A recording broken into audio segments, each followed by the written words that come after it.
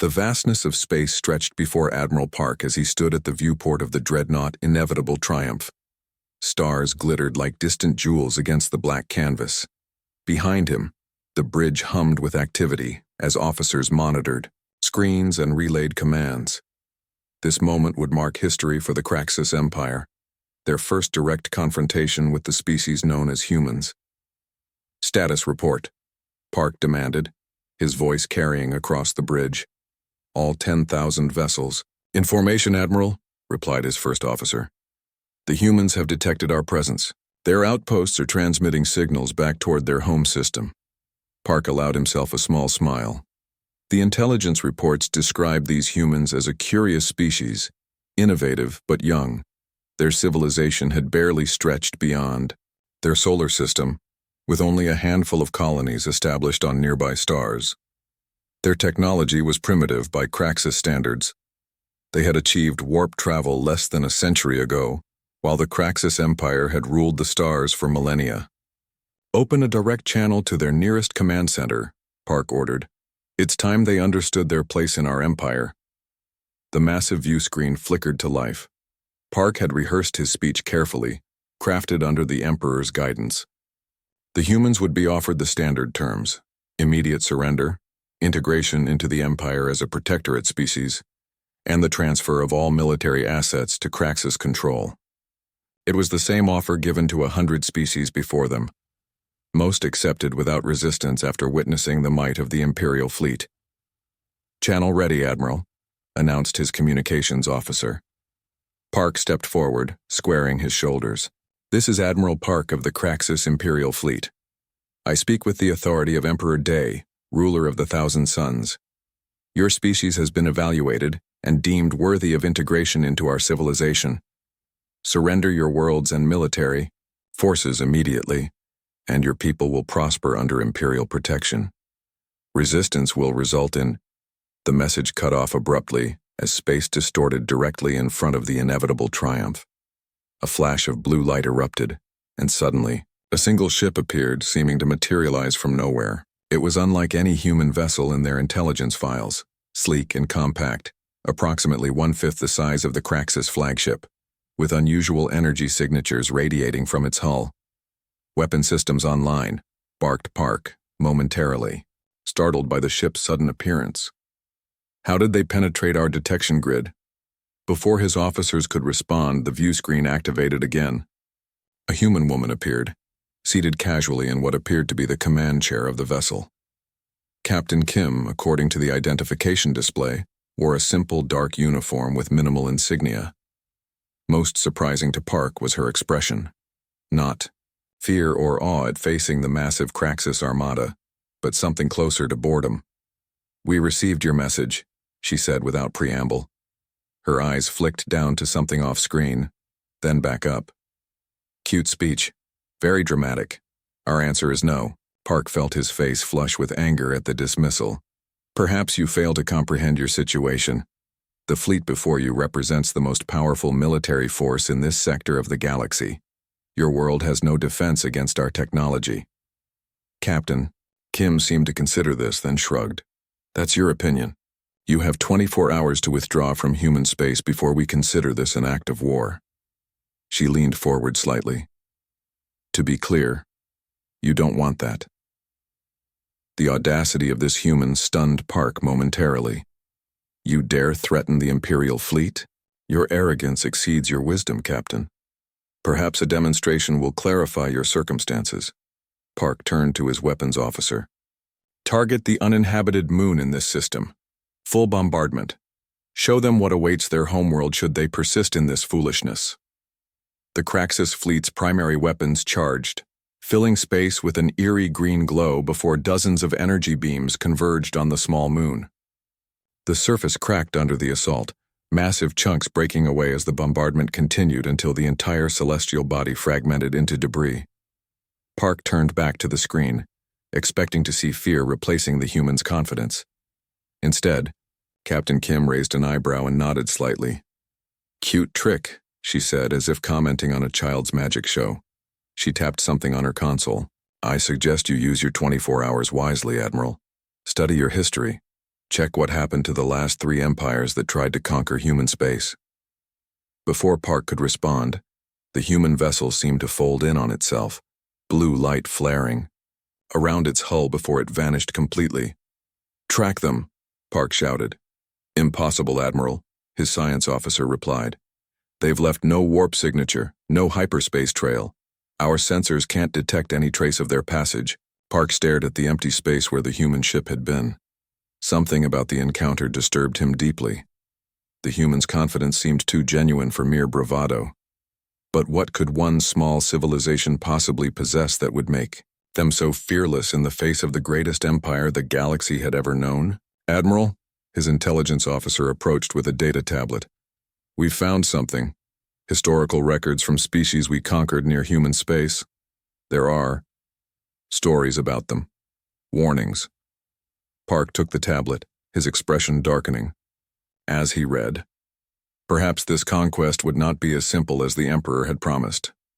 Dawn broke over the colony world of New Haven as the Craxus invasion force descended through the atmosphere. Admiral Park watched from orbit as 500 warships positioned themselves above the human settlement, a sprawling city nestled between mountains and sea. The tactical display showed only scattered energy readings from the surface.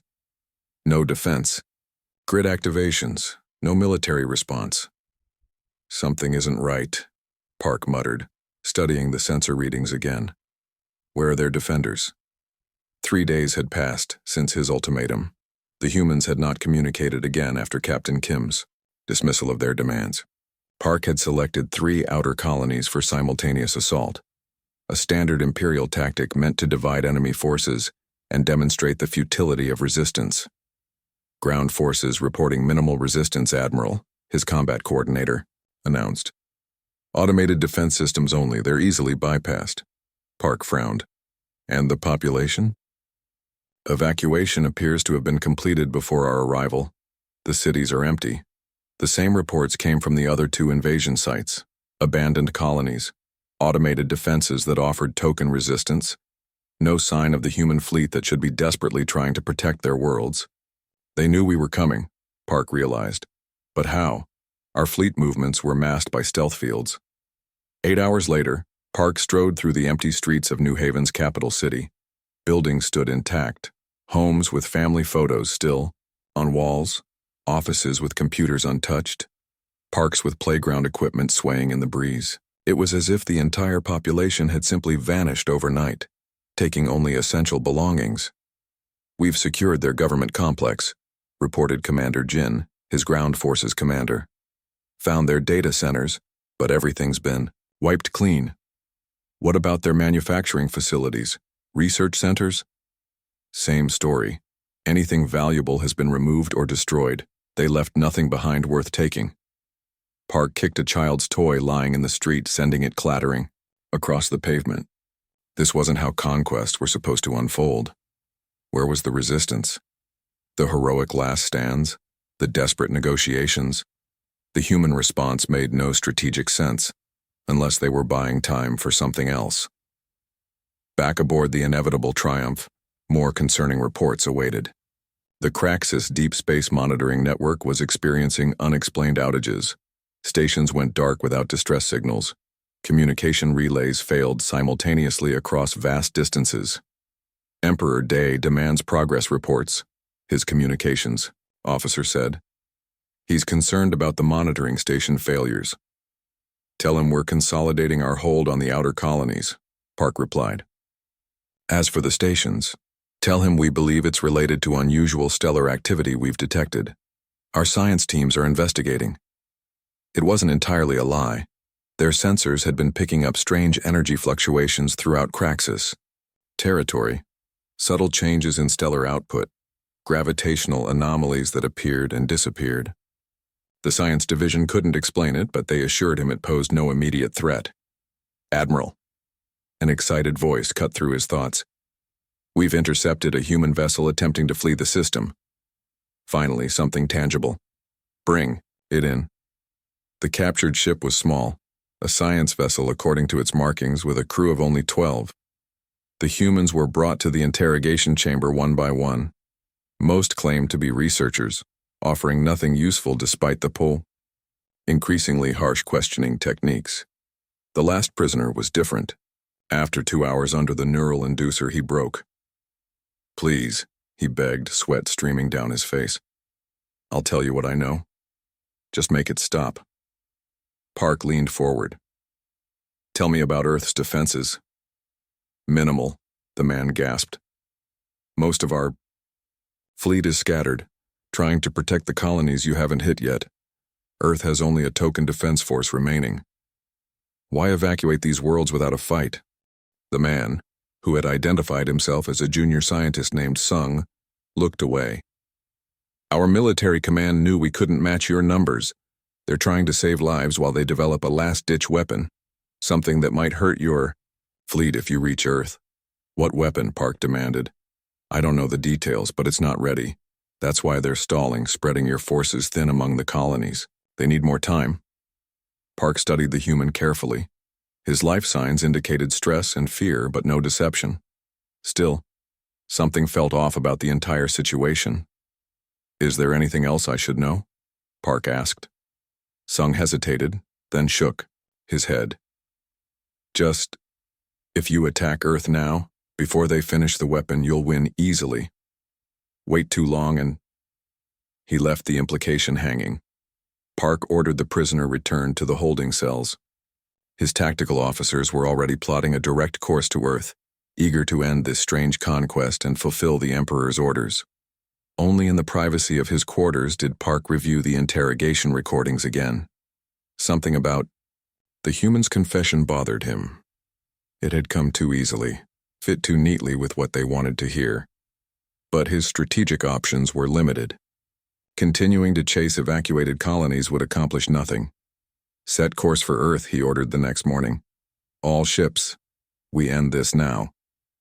The massive armada regrouped, 10,000 warships forming attack formations as they prepared to jump to the human homeworld. Park's gut still twisted with unease, but the glory of conquering the human's ancestral world outweighed his concerns.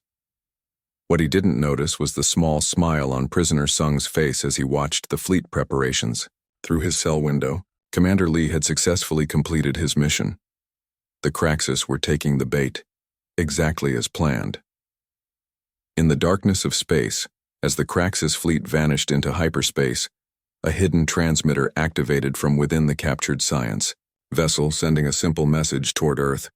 "They're coming, all of them." Earth appeared on the main view screen as a blue jewel against the blackness of space, delicate white clouds swirling across its surface. Admiral Park had seen hundreds of worlds during his campaigns for the Craxus Empire, but there was something undeniably beautiful about this one. Perhaps that's why these humans fought so fiercely to protect it. "Scans complete, Admiral," reported his sensor officer. "We're detecting a small defensive fleet in high orbit. Approximately 200 vessels of varying sizes. Nothing that poses a significant threat." Park nodded, unable to hide his smile. This was even better than he'd hoped. After all the strange evasions and abandoned colonies, he'd half expected some kind of trap. But the human homeworld lay before him, nearly defenseless.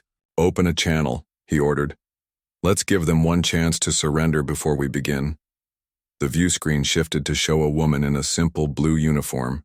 Her silver-streaked black hair was pulled back severely, highlighting sharp cheekbones and eyes that seemed too calm for someone facing annihilation. "I am Defense Commander Han of Earth United Defense," she said before Park could speak. "We've been expecting you, Admiral." Park frowned slightly at her composure. "Your colonies have fallen. Your fleet is scattered. Earth stands alone against the full might of the Craxus Empire. Surrender now, and your people will be treated with mercy." Commander Han tilted her head slightly, studying him as one might examine an interesting but ultimately harmless insect. "You believe you control this situation. That misunderstanding was necessary for our strategy to work." "Strategy?" Park laughed. "Your strategy of abandoning your colonies and hiding your fleet? Tell me, Commander, where is this mighty weapon your scientist spoke of?" "Scientist?" A flicker of confusion crossed her face before understanding dawned. "Ah, you mean Commander Lee. He played his part perfectly, I see." Ice formed in Park's stomach. What are you talking about? We've been waiting for you to bring your entire fleet here, Han said, her voice dropping to a more conversational tone. Thank you for your cooperation. Before Park could respond, alarms blared across the bridge. Admiral! His tactical officer shouted. New contacts appearing all around our fleet. Park turned back to the tactical display in shock. Thousands of small objects had materialized in precise formations around the Craxus Armada, appearing seemingly from nowhere, without any hyperspace signatures or warp distortions to mark their arrival. What are they? He demanded. Unknown technology, the science officer replied, voice tight with tension. They're emitting some kind of quantum field that's interacting with our drive systems. As if to demonstrate, a Craxus battlecruiser at the fleet's edge attempted to jump to hyperspace, and failed spectacularly. Its engines flared and died, leaving it drifting. They're quantum-linked gravimetric anchors, Commander Han explained, still visible on the screen. Your ships won't be going anywhere. Park's face flushed with anger. This changes nothing. We still outnumber your defense fleet 50-1. Even without hyperspace capability, we'll crush your world beneath our... His words died as the image on the view screen changed dramatically. Earth's atmosphere, the swirling clouds he'd admired moments ago, began to part like a curtain being drawn aside. The effect spread, revealing what had been hidden beneath. Ships, not hundreds but thousands upon thousands of human vessels in perfect formation. They varied in design and size, but all bore the unmistakable sleekness he'd first seen on Captain Kim's small ship. What manner of deception is this? Park whispered. Not deception, Han corrected. Revelation. Another figure stepped into view beside Commander Han, an older man with weathered features who carried himself with quiet authority. Admiral Park, I am Fleet Admiral Yoon, he said. Let me explain our actual technological situation since you've been operating under serious misconceptions. The man gestured, and detailed schematics appeared on Park's display. Humans mastered quantum mechanics and gravity manipulation technologies centuries ago, Yoon explained. The warp drives your intelligence identified are what we let visitors and trading partners see. Technological theater for species we aren't yet sure we can trust. Park stared at the schematics in growing horror. According to these readings, each human vessel carried energy generation capabilities 10 times that of Craxus dreadnoughts. Their hulls incorporated materials unknown to Imperial science, and their weapons systems operated on principles Park's engineers couldn't begin to comprehend. This is impossible, Park said. Our intelligence was exactly what we wanted you to have. Han finished for him. The colonies you conquered were settlements we established specifically as decoys, populated with volunteers who evacuated on schedule when your fleet was detected approaching Craxus space months ago. Months ago? Park repeated numbly. We, deployed with stealth technology active. You couldn't have... Your stealth technology is based on electromagnetic and gravitational masking, Yoon cut in. We've been monitoring quantum fluctuations in space-time for millennia. Your fleet might as well have been broadcasting its position with signal flares. Commander Han's expression softened slightly. But the technology gap isn't even the worst of your miscalculations, Admiral. The display changed again, showing star systems throughout Craxus territory. Each showed unusual energy signatures around their suns. The stellar anomalies your science teams detected? Han continued. Those are our engineering platforms. We've installed gravity stabilizers throughout your Empire's territory over the past year. With a single command, we could trigger targeted stellar instabilities in dozens of your systems simultaneously. Park felt the blood drain from his face as the full implications hit him. It wasn't just that the humans had lured his fleet into a trap. They had been playing a completely different game all along, operating at a level of technological advancement that made the mighty Craxus Empire look like children playing with toys. Why? He finally managed to ask. If you possess such power, why the charade? Why not simply destroy us at the outset? Admiral Yoon's eyes reflected something ancient and patient. Because despite everything, Admiral Park, we still hope your species might one day be worth knowing. Silence hung over the bridge of the inevitable triumph as Admiral Park processed the humans' revelations. His officers stared at their stations, with pale faces and trembling hands. The tactical display showed the impossible reality. Their fleet of 10,000 warships was surrounded by both the quantum anchor devices and the massive human armada that had somehow remained hidden beneath. A planetary cloaking field. "Admiral," his second-in-command whispered. "What are your orders?"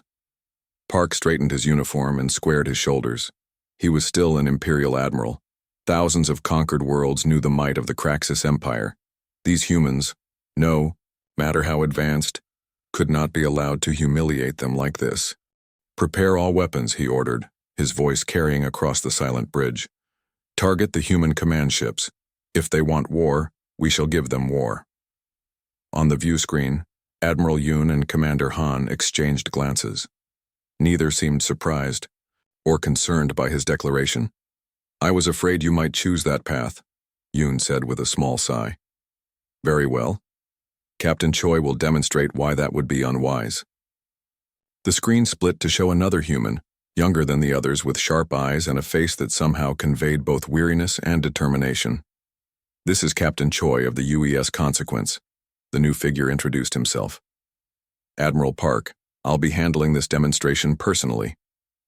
The tactical display showed a single human vessel breaking formation and moving toward the center of the Craxus fleet. It was smaller than many of the human ships, its hull gleaming with an almost pearl-like iridescence. "Destroy that ship," Park commanded. A dozen Craxus warships opened fire simultaneously, energy weapons and missile systems targeting the lone vessel. The space between them filled with destructive power enough to shatter a small moon. But the human ship continued its approach, completely unaffected. The weapons fire seemed to bend around it, distorting and dispersing harmlessly into space. "As I said," Captain Choi continued, as if there had been no interruption, "I'll be activating what we call a perspective lens. This technology is difficult to explain in terms your science would understand, but you might consider it a localized time dilation field." Park opened his mouth to order another attack when a strange shimmering effect enveloped 50 of his ships near the center of the formation, including several elite dreadnoughts. The shimmer stabilized into a faintly visible bubble that separated those vessels from the rest of the fleet. "What have you done?" Park demanded. "Given them a chance to understand," Choi replied simply. "For everyone outside the lens, this will appear to take only a few seconds. For those inside, they'll experience approximately 10 minutes. That should be sufficient time." Park watched in horror as the human ship began a methodical approach to each of the trapped vessels. The tactical display showed precision energy, pulses impossibly accurate, targeting specific systems on each warship. Propulsion nodes went dark. Weapon mounts retracted uselessly. Communication arrays dissolved into clouds of component particles. Across the bridge, an officer called out, "Admiral, we're receiving distress calls from inside the field. They're reporting weapon failures against the human shields. Nothing they fire has any effect." Park stared at the display, unable to process what he was seeing. The Consequence moved with impossible precision, targeting each system with surgical accuracy. Most chilling of all, the human ship carefully avoided any life support systems or crew quarters. The ship was disabling the Craxus vessels without causing a single casualty. "This is mercy," he realized aloud. "Yes," Captain Choi confirmed, apparently hearing his whispered comment. "We could have destroyed your ships with their crews. We choose not to." As promised, the demonstration lasted only seconds from the perspective of the main fleet. When the shimmering field dissipated, 50 of the Empire's most powerful warships drifted powerless, their weapons systems and engines reduced to useless metal. Captain Choi's voice carried across all communication channels. "We could have done this to your entire fleet simultaneously. We could have collapsed your homestar centuries ago when we first detected your civilization. Instead, we've been watching, hoping you'd evolve beyond conquest. We're disappointed." Each word struck Park like a physical blow. The implications were staggering. If the humans spoke truth, and the evidence before him suggested they did, then the Craxus Empire had never been the supreme power they believed themselves to be.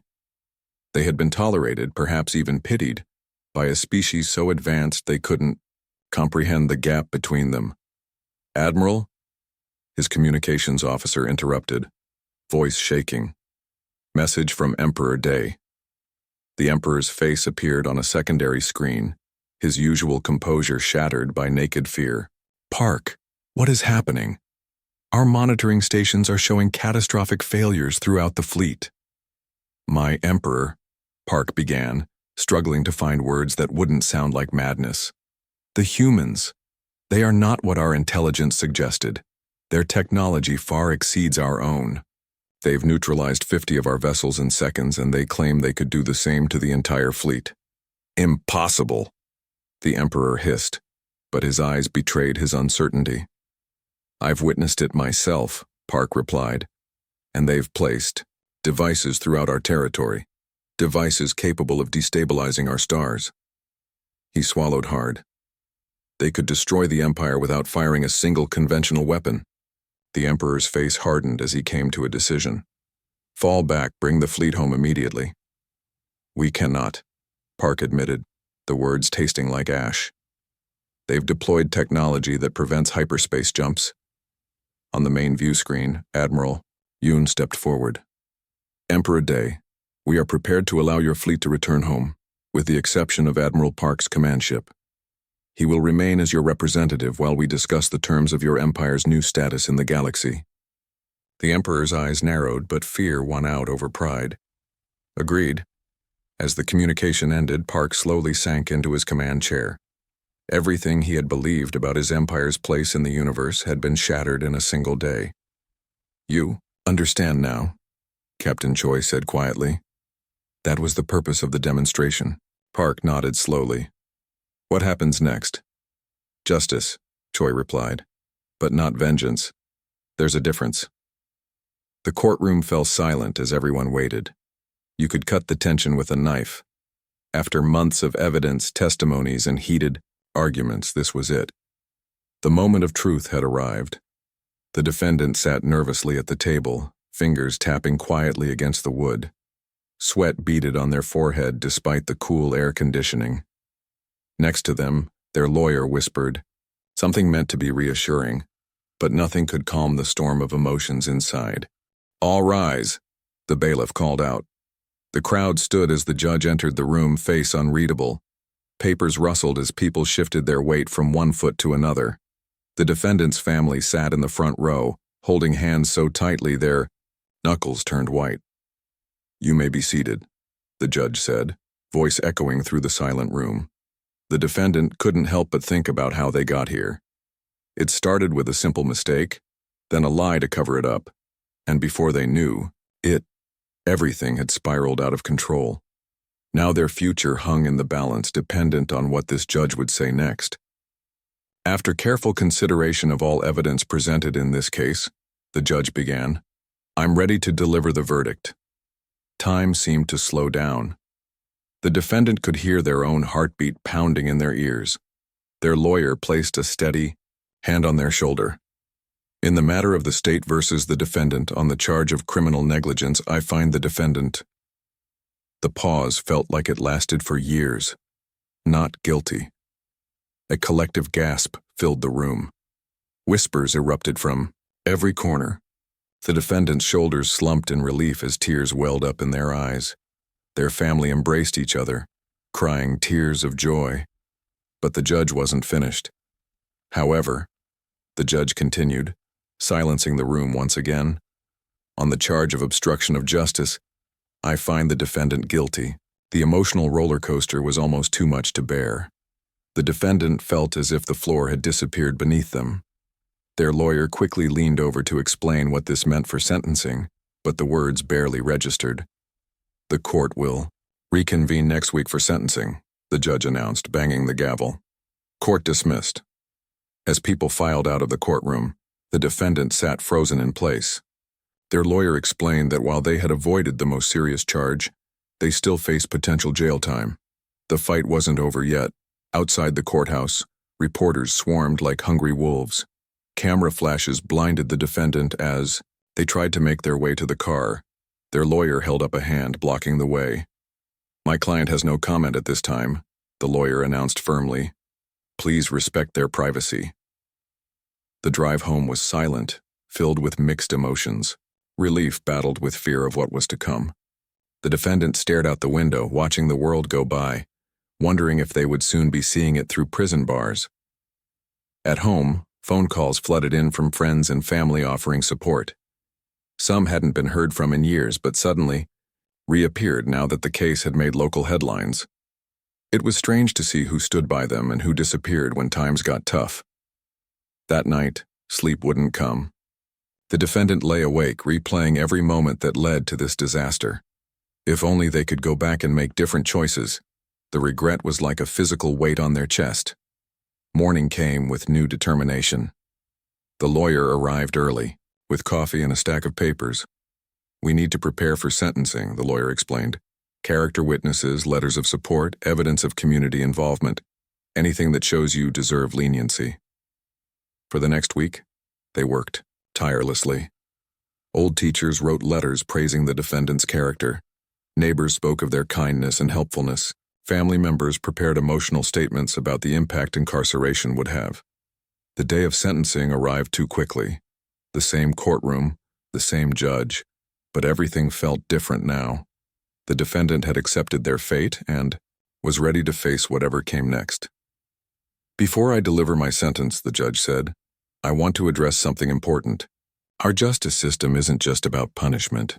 It's about rehabilitation and making amends." The defendant listened carefully, trying to read between the lines. "You made a serious mistake and then compounded it by trying to cover it up," the judge continued. "But I've read the letters from your community. I've considered your clean prior record. I've seen genuine remorse in your actions since this began. Hope flickered to life. Therefore, I sentence you to 2 years probation, 200 hours of community service and mandatory counseling. This gives you the chance to prove yourself and make things right." The relief was overwhelming. No jail time, a second chance. The defendant turned to their family, who were crying with happiness. Outside the courthouse, the sun felt brighter somehow. The weight that had been crushing down for months felt lighter. There would still be challenges, finding work with a record, rebuilding trust, completing the terms of probation, but there was hope now. "Remember," the lawyer said before leaving, "this is your opportunity to write a new chapter. Don't waste it." The defendant nodded, watching as people continued their daily lives around them. They had faced judgment and survived. Now, it was time. To prove the judge's faith wasn't misplaced. This wasn't the end of the story. In many ways, it was just the beginning.